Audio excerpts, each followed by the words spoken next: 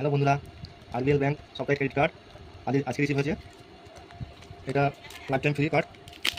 অন্য সময় এটা 500 টাকা জয়নিং এবং অ্যানুয়াল ফি নেয়।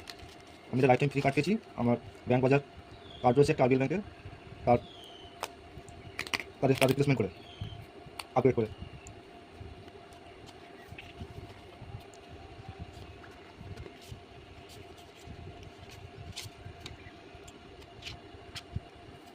ডকুমেন্ট 30,000 টাকা লিমিট দিয়েছে।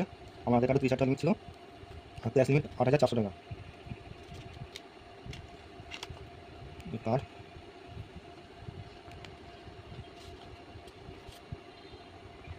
আমি সাইন করছে, পিছনে কার্ড নাম্বার সিরিয়াল নাম্বার আছে।